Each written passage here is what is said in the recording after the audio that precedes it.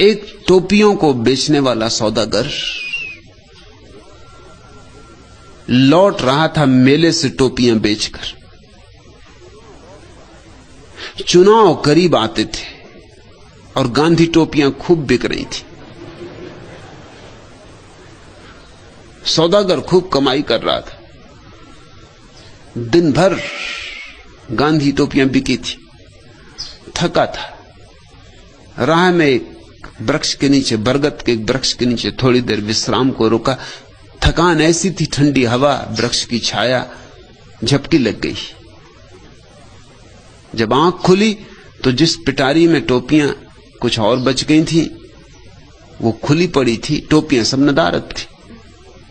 घबराया, चारों तरफ देखा। ऊपर देखा तो वृक्ष पर बंदर बैठे होंगे, कोई 150 बंदर, सब गांधीवादी टोपियां लगाए। वो ले गए पिटारे से निकाल के टोपियां। बड़े जच रहे हैं।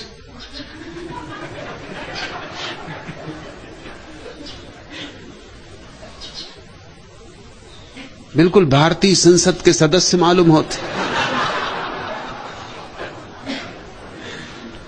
घबराया सौदागर के इनसे टोपियां कैसे वापस ले ली। तब उसे याद आई कभी सुनी बात कि बंदर नकलची होते।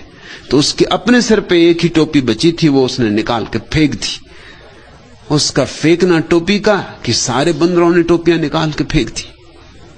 टोपियां बटोर के बड़ा प्रसन्न सौदागर घर लौट आया। अपने बेटे से कहा कि देख, याद रखना, कभी ऐसी हालत आ जाए तो अपनी टोपी निकाल के फेंक देना। फिर ऐसी हालत आई।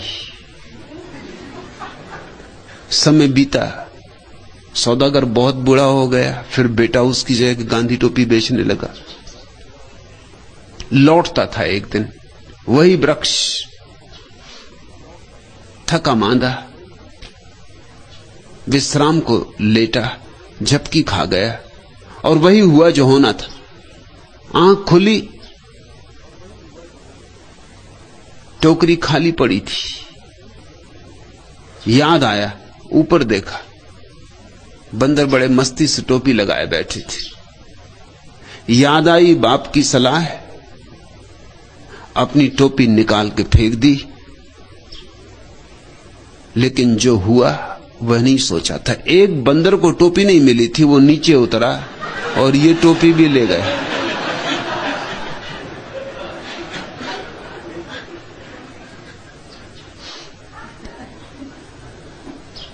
आखिर बंदर भी अपने बेटों को समझा गए होंगे कि दोबारा धोखा न खाना।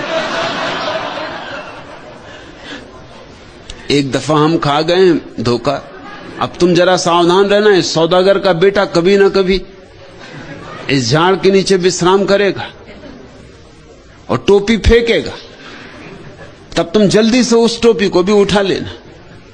जो गलती हमने की है वो मत करना।